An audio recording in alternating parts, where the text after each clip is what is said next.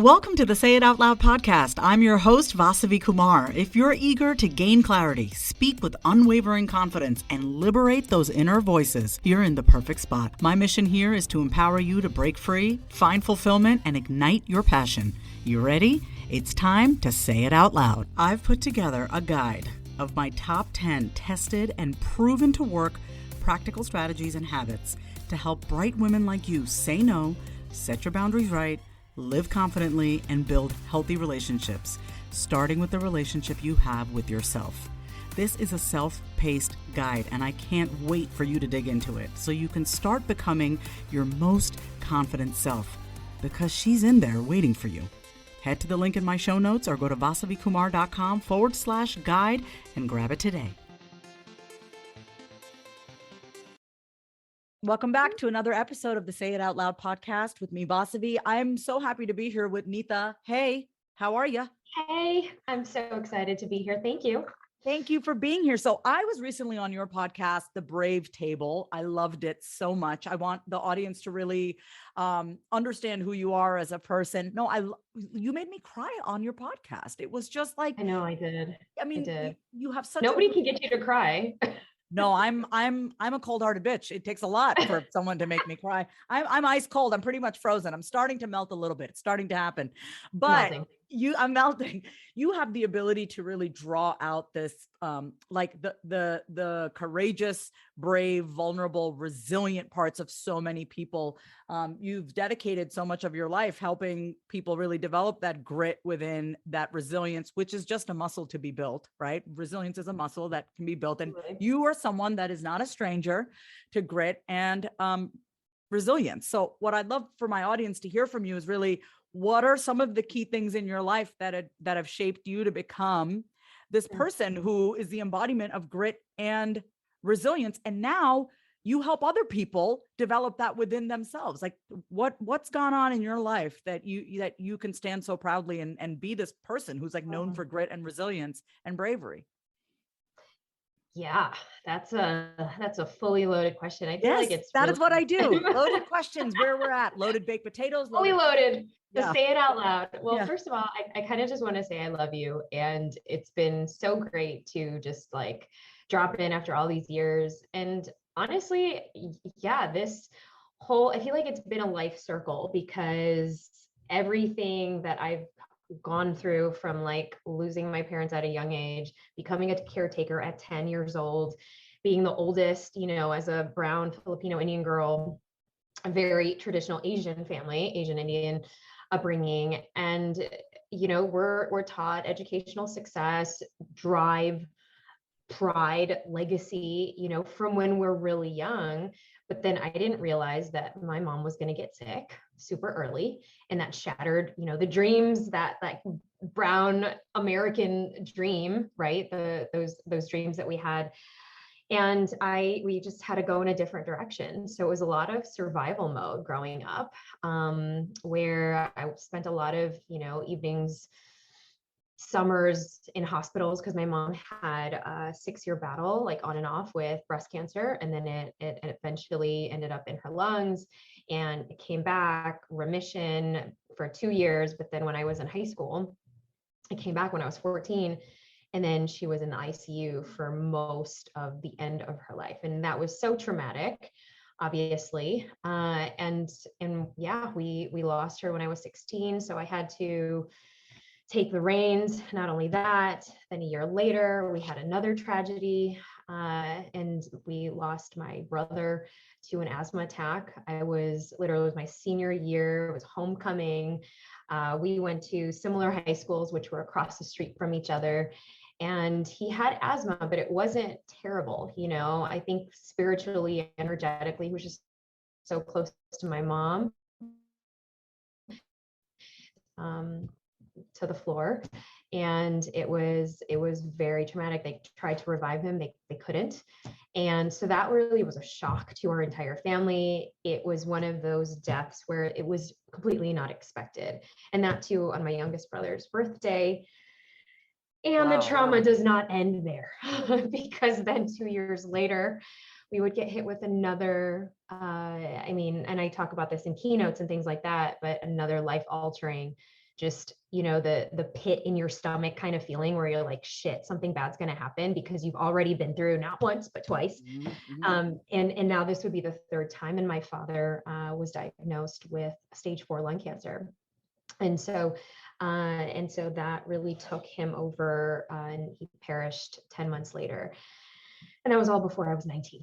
So it was a lot of grit, a lot of resilience, a lot of really, it was all survival. I mean, I look back at it now, and I look back at the family that I've been able to create, because now I have 2 babies. I have the love of my life. I also had to go through a hardcore marriage, and a tumultuous divorce in between that time. But now I see full circle, and now I finally get to it was literally a few months ago when my daughter was born. So I have a son and a daughter.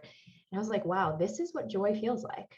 Oh, that I'm not constantly having a pit in my stomach or worrying that is somebody going to die. Obviously, those are big triggers for me, by the way. But it's not like I'm experiencing way more joy than I ever have in my entire life, because of battling just the dark clouds of what am I here for? What's my purpose? Because you have most of your family dying in front of your eyes, and you think everybody is going to leave you. And there's this like visceral fear and trigger of abandonment. And that's been my internal work, but it's obviously got me to then see the resilience in other people and the grit in so many other people as we walk this journey. There's a lot. That's so, first of all, thank you so much for saying that. And because this is the Say It Out Loud podcast, and I think my guests know when they get on here, like I'm going to ask them the questions, I'm going to probe. And I'm asking you this because I think I just got off my own interview. Like I was actually being interviewed on somebody else's podcast, and I shared, not obviously the same exact story, but I shared my own story about divorce, codependency, cocaine, of course, like all the things that people interview me about, the things that have helped me develop my grit and resilience. So I got to ask you this next question. After sharing, which is just like gut punch after gut punch, not going to lie, I had a visceral reaction because I don't think I know the details of your family's story. I did not realize it was like one after the other. I had a different idea of what that story was. So first of all, thank you. I've been friends with you for a while now, and I did not know that. So thank you for sharing that with me and so bravely with my audience. But just how does it feel saying all of that out loud? Like, I know you say this all the time on every interview, but like, again, you know, it's like do you feel re-traumatized having to share this out loud again? I'm just curious. A little bit. Yeah. I mean, I do feel it in my nervous system, and I feel like, ooh, that was a lot. Yeah. Oh my gosh. Just to relive that. Yes, you're on the other side, but you always miss your parents. You always miss your family members. You know, I look at my kids and I'm like, oh, wow. But talking about their grandparents or talking about their grandfather and how amazing of a traveler he was, like, we'll remember those memories, but the visceral gut punch of like, whoa, those were some traumatic days. And whoa, I'm so glad to be on the other side of that, because I feel like contrast lives in the depths of the highs and the lows. And I can only bipolarity. The bipolarity that, yes, and you obviously know this so much, but if we didn't have that contrast,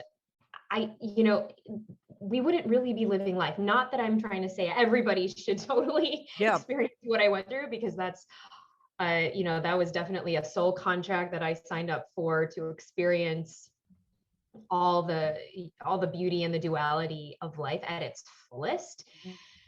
And I think also so that I could, help others navigate some of the hardships and adversities of life. I mean, at least that's the piece that I have in my heart about it. But yeah, does it still ache and hurt when I talk about it and say it out loud? I'm like, oh, wow, yeah, that was a lot. Like, that all happened within 4 years. I say, within 10 years, because it was like something was constantly happening. Yet there were joy in those moments. There was joy when my mom was dying. There was joy even in the despair when we had a sudden death with my brother. And for those of you who have gone through a sudden death where somebody is taken away within a snap of their fingers, and you're like, what just happened? My best friend, my teacher, my mentor, somebody I look up to, my grandparent, et cetera, et cetera. It's a visceral shock to the system. And of course, you can create those patterns that, okay, I don't know what's safe. I don't know who's safe. I don't know what I can trust. And so that's kind of, given me the edge of doing what I do now. Let's take a quick break. Having been in therapy since the age of 12, I know firsthand just how powerful the process of finding the right therapist is. Going to therapy and talking things out with my therapist has made me happier, clearer, and most importantly, I have a plan for my mental health. I have tools to be able to communicate with others, and also the tools to cope when life gets hard, which it does. So let me ask you a question. Is something interfering with your happiness or preventing you from achieving your goals? Regardless if you have a clinical mental health issue like depression or anxiety, or if you're just a human who lives in this world who is going through a hard time, therapy can give you tools to approach your life in a very different way. And that's why I'm excited to tell you about today's sponsor, BetterHelp. BetterHelp's mission is to make therapy more affordable and more accessible. And this is an important mission because finding a therapist can be really hard, especially when you're limited to the options in your area. BetterHelp is a platform that makes finding a therapist easier because it's online, it's remote, and by filling out a few questions, BetterHelp can match you to a professional therapist in as little as a few days. It's easy to sign up and get matched with the therapist. There's a link in my description. It's betterhelp, HELP.com/Vasavi. That's betterhelp.com/Vasavi. Clicking that link helps support this podcast, but it also gets you 10% off your first month of BetterHelp, so you can connect with the therapist and see if it helps you. And because finding a therapist is a little like dating, if you don't really fit with that therapist, which is a common thing with therapy, you can easily switch to a new therapist at no additional cost without stressing out about insurance, who's in your network, or anything like that. I don't know where I would be without the help of therapy and my therapist, but I do know that life would feel that much harder. So if you're struggling, consider online therapy with BetterHelp. Click the link in the description or visit betterhelp.com/Vasavi. Thank you again, BetterHelp, for supporting this podcast. No, it's definitely your edge. I mean, it sounds so sick to say this, but like the shit that you've gone through is your edge. I want to share that because you're one of the co-founders of the Dharma Coaching Institute.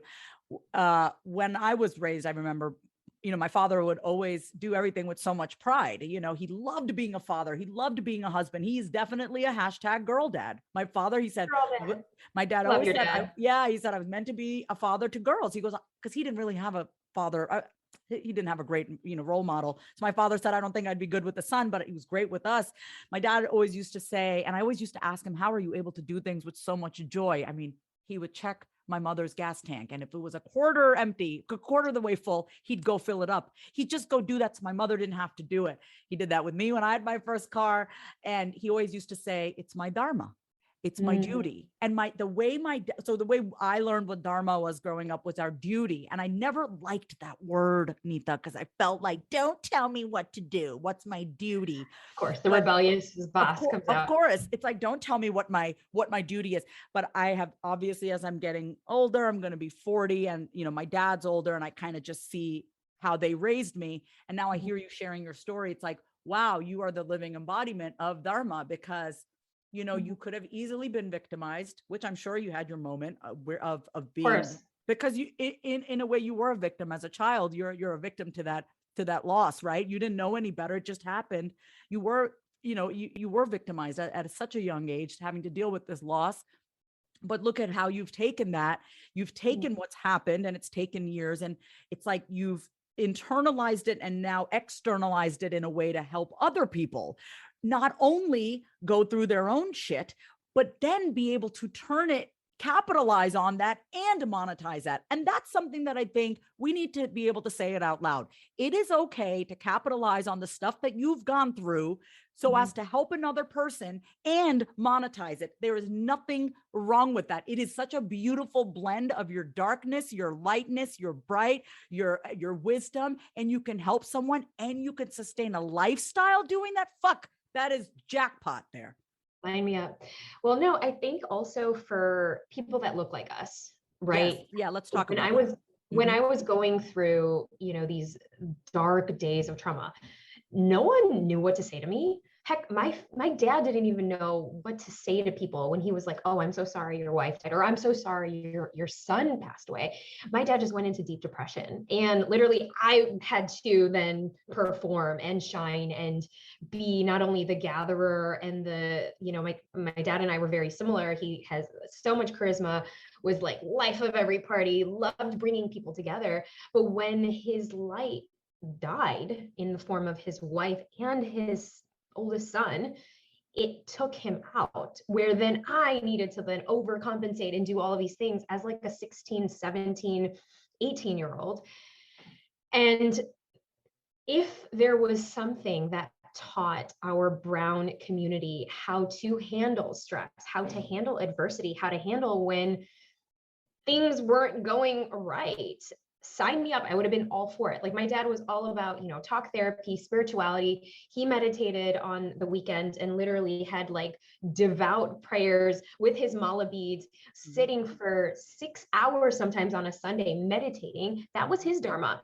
And we grew up like, Punjabi, but Hindu Punjabi, but we also did, the Sikh temple, the Gurdwara. We did everything, and my mom was Catholic, so it was like we did the full trio just to have that. But the thing was, in our culture, we don't talk about the sad stuff. It's like bury it and study more and just focus on your studies. I was still told that, in my senior year to still apply for early admission, even after my brother passed. Like during that season in October. I'm not surprised. And I'm not surprised. Yeah, that because doesn't surprise that's me. all they knew. That's all they knew. It was like, all right, at least you'll get good grades, but I can't really focus on it. I'm dying on the inside. What do but so you went ahead and like, became focus a on therapist. chemistry, okay? Yeah, like, oh my God. And then like, look, okay. Yeah, sorry, keep going. So you went to No, school. and Yeah. so I think here why this conversation is so important and why our co-founders and I, my husband Ajit and our co-founder Sahar and I, we all merge at this idea of Dharma and Dharma Coaching Institute, because for people that look like us, for people who have gone through things and they can't make meaning of it, or they're losing meaning because they're forced into a career, a profession, a marriage, a life that they don't like, but they don't know how to find themselves. That's what this is all about. I mean, it's based on our lineage and our ancestry. Yes, of please say that. Yes. Generations and generations of, other cultures appropriating what has come to our lineage so naturally in the form of Dharma, in the form of service, in the form of truth, in the form of your purpose. But it's to really further your own growth first before you're actually doing things for other people. I can say this right now with clarity, confidence, because of all of the things that I'd had to go through, but I had no idea where to start to revitalize my life, to take back what was lost from me in a way where, yes, I didn't feel like I was a victim, and I could take ownership in, okay, some of the storylines and the narratives that were happening in my life, and say, you know what? Okay, I'm going to make meaning of this in a way that makes sense for me, so that other people of color who are going through the adversities of life, who are going through really shitty human moments that of course are inevitably going to happen, but give them the tools not to just survive, but thrive. And for us, it's the birth of Dharma Coaching Institute, where if you've never been exposed to different modalities of healing, and you guys, this is in our back pocket, this is in our backyard, now you can. And honestly, we take it a step further. It's a 6-month training, and it's literally the best personal growth you'll ever have, because we do blend all of the things that you hated growing up hearing. Because we would make fun of my dad, and we would take the mala beads and put it over our head. Like, we didn't really appreciate what now, of course, our American culture appreciates with the yoga and the wellness movement, right? We can say that out loud. But do it in a way where it's actually, it could be a savior for your families, a healing tool for your relationships, not to mention a healing tool for you, giving you all the capacity to have deep and conversations that you're probably so ashamed of or didn't know how to start having, because you have more clarity, you have more confidence, and you now have the spiritual backing that maybe growing up you just put aside because you were so focused on what other people thought was great for your life. So I'm just so proud of what we've been able to build. We've certified now close to 800 students. Wow. And how many of them are brown, by the way? How many of them are? Yeah, we actually have a good mix. Our students come from 30 countries across the world. Wow. And right now and they're not just from the brownies from the States, they're from all over, like, you know, Dubai, the Middle East, everywhere, India, everywhere. So we're very proud of our cohorts, and we actually have cohort 3 that's actually starting in the first week of April. That's when we close our doors. So our enrollment actually opens up this weekend. If you were ever curious about starting a new chapter of your life, or if you were like, you know what, I've been focusing on everybody around me except for myself, and I am dying to either have more spiritually inclined friends, or asking the questions I should have asked when I was younger, or maybe you're like, you know what, I'm curious at how I can actually make this into a career, because we have 2 tracks.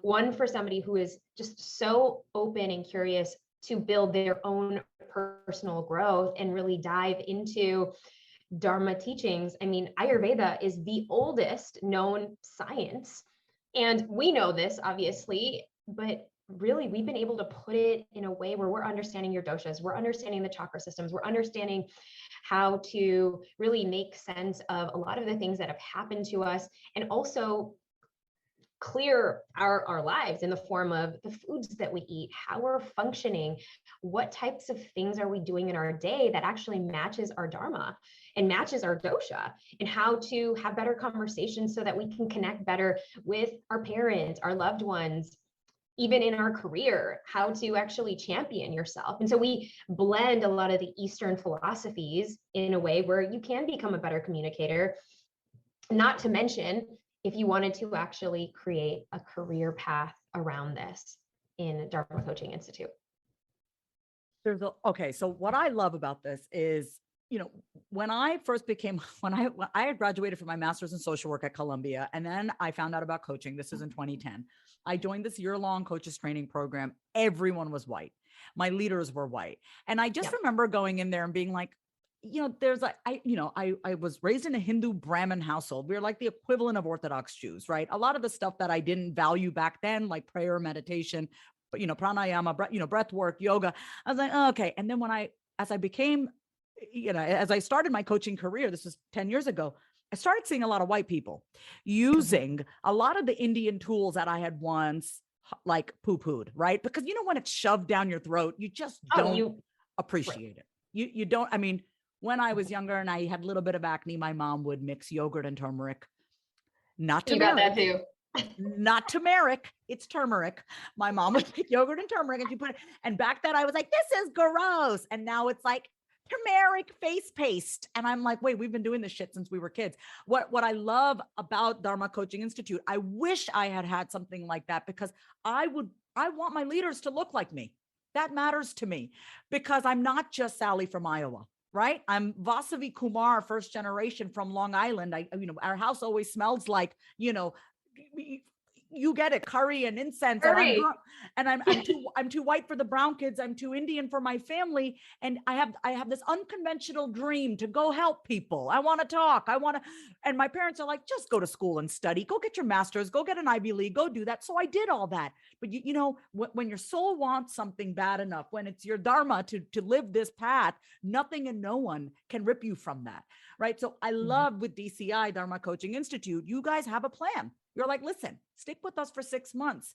Even if you never walk away with the coaching business, and that's fine, you still have the tools to help yourself and to spread that to your family, to your friends. And hey, if you want down the road, you also get the tools to monetize who you are and your wisdom, package that, position that, sell that, and make money from it, right? So it's breaking through so many of the beliefs that we've been taught, like you need the job, you need the 9 to 5. And what you're saying is, no, we come from a rich culture, this beautiful Eastern culture that so many white people are making so much money off of, right? I want more Indian women life coaches. I want more Indian men life coaches. We have this shit in our DNA. We are raised with it. We have a mentality that we are raised with. No matter how long you lived in this country, like people say to me, are you American? I say, I'm Indian. I think like an Indian. I have that instilled. And because of that, I do business differently. I do business differently because I was raised, I think like an Indian. I have Hindu values instilled in me. Now, I'm not saying DCI is just for brown folks and whatever, but for my brown women out there, brown men out there who like, I want to help other people. I don't want to have this 9 to 5. I would say look no further than DCI, because you have Ajit, who, you know how much I love Ajit.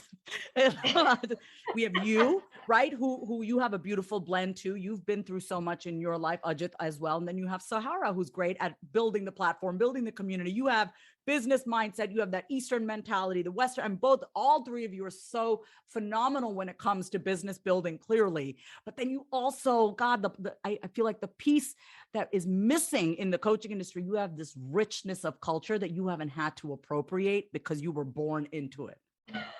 Well, it's so true, like we really can own that space and have a different conversation, because we also do teach about cultural nuances within coaching, because in other programs and platforms, and we've studied a bunch of these types of training schools, because Ajit and we actually do a lot of certification and trainings for a variety of places and organizations. And so this is the only one that I can say with full certainty that not only is this a dual certification, so for all of you overachievers out there, this is the only dual certification where you can actually get, if you wanted to, a spiritual life coaching training diploma, plus not only that, a soul purpose coach.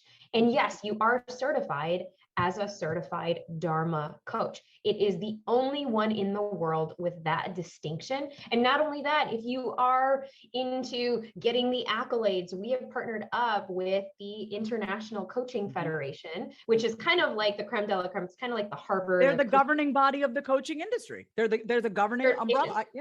Yeah. And so you actually get continuing credit hours when you take the 6-month training at DCI, Dharma Coaching Institute. And what I love about our program so much is yes, to your point, there are 3 of us. We're brown. We come from very different backgrounds in terms of our, career landscape and also our personal experiences. And what I love about it so much is we've also put in not just cultural nuances, but also how to have better conversations, even if you're not coaching. And so many of our students and our graduates create coaching divisions within their companies. And because they're already certified in this, they're having better conversations, they're building better bridges within their companies, within their organizations, and they have cultural nuance training where you can have more empathy and more compassion for other cultures. And so this is great, even for the brownies that are listening. You've got white friends that you're like, okay, you got to understand the depth and the entire landscape of where we're coming from. Have them take the DCI training, have them take Dharma Coaching Institute training, because it is truly one of a kind, and we're constantly adding value. Obviously you are a teacher within DCI as well, and we have a ton of different master coaches and trainers that we also bring into the foray, because we want everyone to have a well-rounded education, not just within the coaching space, because between Ajit and I, we've written 2 books on the coaching space, and we serve a ton of coaching training people, but not only that, coupling with the spirituality. And I think that if there's ever a right time, they say that the last 2 years was the great reassessment. And thank God we're able to reassess the things that matter in our life, coming from where we come from. being brown, having, such cultural rich heritage that we have, and now having the exposure that we could actually be the way showers for our family members, be the way showers for the people that look up to us in our family, be the way shower that we can actually be fully rounded. You can have a thriving career, but you could also have the ability to pivot and shift and change even within yourself, and not do anything about it from a career standpoint if you don't want to. But this just gives you a little bit more roundedness and meet fellow people who perhaps maybe you've been wanting to have more of. Absolutely. You know what? I'm realizing this as we're talking. Do you know that, like, in all my years of ever talking about or interviewing anything, I have never actually promoted any coaching program, like anyone's like coaching's training program, because to be quite honest, I just thought everything was watered down. So the number one question people ask me, I have a client, I love her very much. She goes, "Boss, I want to do what you do." And she goes, "Do I need to go through a coach's training?" And I say yes and no. And I'd love to hear your thoughts on this, because I think this will help inform my audience. A lot of people who listen and they're like, "Boss," I hear that. It's like, I want to do what you do. It takes a little bit of putting aside the pride to actually say that. But the people who come to me and say, "I want to coach, I want to do what you do," and that question of, do I need a certification? I'd love to hear your thoughts on this. So I have blended my life experience, my own stuff, my own traumas, my master's in social work, my life, all that. And I also have a coach's training certificate that I got through ICF. It was through this company in 2010. Do I think somebody needs a coach's training certification? Yes and no. I think coaches training programs that help you become a better human being will help you become a better coach, which is what I really hear from DCI. I heard you say that, like, it's really about developing you on the inside. So I'd love to hear from you, like, when people come to you, obviously you started DCI, you obviously think people need coaches training, but I'd love to hear from you, because there are so many different coaches training programs out there. What did you see was missing? Like, what's the number 1, 2, 3 things that you saw have been missing that are in DCI? That people can expect? Yeah, no, I think this is a very valid question, of course. And honestly, having built many coach training and certification programs for a lot of other talents that we work with between Ajit and myself, what I knew for a fact, and what I still say, even, and this is the Say It Out Loud podcast, you hit it on the nail when you said, do we actually need coach training programs? I think there's so many that are popping up in this day and age. And what I've seen, and what between Ajit and I have seen, because we've literally serviced, catered, and trained thousands at this point across the board, different industries, different modalities, different themes.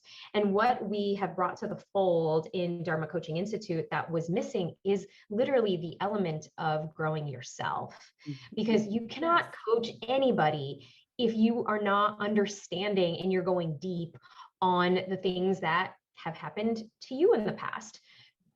Because in order to build rapport, which is the skill that you need, rapport and empathy, those are the main skills across the board. No matter whatever coaching industry, coaching certification that you take or training, you need to build those skills from the very ground up. What we do, and what we saw that there was a gap in the entire industry, was blending Eastern and Western modalities. And it's not just cookie cutter. It's not just black and white. It's not just, here are the 10 things that you need that's on the ICF, certification website. Or like all those white bro marketing tips. No white bro marketing tips, please. We're obviously way more in depth than that in our curriculum. We go into human design. We go into the ancient philosophies of Ayurveda. What does it actually mean to have Dharma, to live in your Dharma, to speak your Dharma, to use Dharma in your life, use Dharma with your family members in conversation as a coaching tool? We have specific Dharma related coaching tools and frameworks that you could actually use that helps you ask deeper questions. It's not just on the surface, and it's not just cookie cutter that you're just going to get all of these things and boom, you're great. it asks you, well, how are you processing your emotions? What are some of the things? We have a Dharma discovery spiral that really helps you understand how to process the emotions that a lot of times in our brown families, we've never been given space to actually express, talk about, feel, let go, embody. And we come from a very embodied approach, meaning that a lot of it is in our somatics, which means that it's not just the mental aspect, it's not just the emotional aspect of feeling, it's also the body aspect of really understanding, well, where is the body trauma? What does that even mean? How can we integrate that with the intellect? How can we integrate that with the emotions that somebody is not sharing? And so we go into the depths of even the feminine and the masculine, and what that actually means for society growing up now, and how, you know, women and men have both of those, and the embodiment between the two.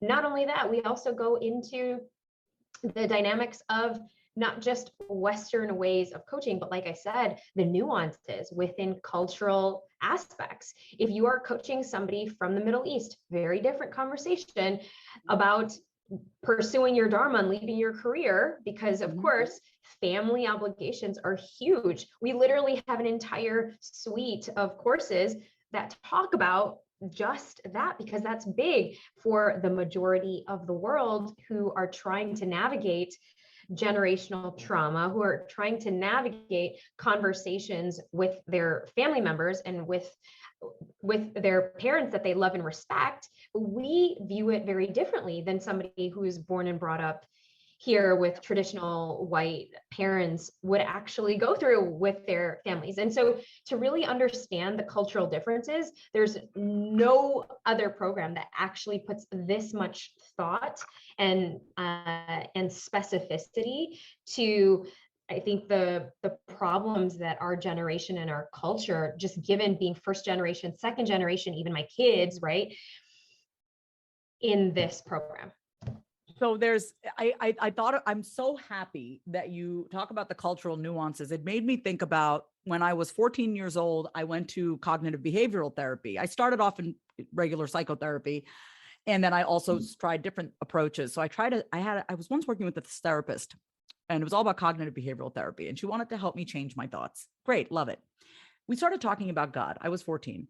I started talking about how I pray to Ganesha, who's the remover of obstacles. I said, oh, I can say the prayer for you. And I started saying a Sanskrit prayer to Ganesha. She told me to stop. And she goes, where does this Ganesha live? I go, oh, well, you know, Ganesha is an idol. It represents the remover of obstacles. She goes, so she mocked me. And she goes, so you're praying to a statue of an idol? And I remember getting back into my dad's car and I'm like, I need to stop praying to Ganesha. And my dad's like, why? I go, because it's just an idol. It makes no sense. That's what my therapist said. And my dad said, stop listening to these white broads who don't know anything. My father said that to me. He's like, what do you mean? He goes, what do you mean you stop? He goes, we're not praying to the actual physical idol. We use idols so that we can focus. That is why we have idols. We're not worshiping the stone. We're worshiping what it represents, right? Which is such utter devotion, which is what, when you think about the East, the word that comes to mind is devotion, right? And what if we could instill devotion and have devotion towards our own Dharma? And we were more devoted to really being kinder to ourselves, gentler and more compassionate. And because of that, we can then help other people, right? So thank you for sharing that about having those cultural trainings. And the other thing, this is a phrase I say over and over, and y'all are doing such a good job of this. I say, strategy without a sense of self is pointless. And what y'all are really providing is to help you with the sense of self, because, you know, people are hungry for, just tell me what to do. Just tell me what to do. If you don't fucking know who you are, it doesn't matter what you're doing, because you're just a chicken with its head cut off at that point, right? So I love that y'all, I'm like excited about promoting this because we need this. And I didn't have this growing up. Growing up, I didn't have it growing up. We knew puja, we knew to go pray, we knew to do our mantras, we knew to chant and to fast and not eat, which I'm like, no, I don't want to starve, you know, but no one, but you know, the part that you're doing so beautifully in DCI is to blend the Eastern and Western. There's so many beautiful Western modalities coupled with the Eastern modalities. How do we bring that all together to help you figure out who you are? Okay, figure out who you are, know who you are. Then when you without the accolades. without the, who are you without, you got to burn all that down, right? Who are you without that, right? How would you be speaking? How would you be showing up? And like, that's how you build a business that is, you know, rooted in your Dharma, is that you know who the fuck you are first. Just have And to. that's huge, because when you realize and recognize who you are at your core, Mm-hmm. it doesn't matter what other people think. It doesn't matter if, you know, Sally is going to judge you. It doesn't matter if you don't get the next promotion, because you are so good with yourself. You've done that internal excavation, you've done that deep discovery. And I love that you shared the talk therapy with your therapist, and her just kind of saying, well, what is that, and mocking you, because these are the unsaid things that so many of us have in terms of touch points where we weren't feeling heard, we weren't feeling acknowledged, we weren't feeling safe to express the things that we do. So it's kind of like, when you were sharing that, I was like, oh my gosh, I remember there was a scene in Never Have I Ever where she's praying to, I think it was like Lakshmi or something. And it was like, oh yeah, I recognize that, because I totally know what that's like growing up. But for somebody else to kind of put a damper on it, or to make fun of it, or not even respect it or give it reverence, this is what we're trying to change with the form of devotion, which is totally Dharma in DCI, and to do it from a place of love and service. The two values that Ajit and I, when we go into any project, we always bring the two words. It's love and service. Are you doing it from a place of love? And how are you adding your value within service? But it starts with a service and love to yourself. And to really understand what you stand for, what you don't stand for, what are you ashamed of, what do you still need to make peace with, what are you able to reconcile within yourself.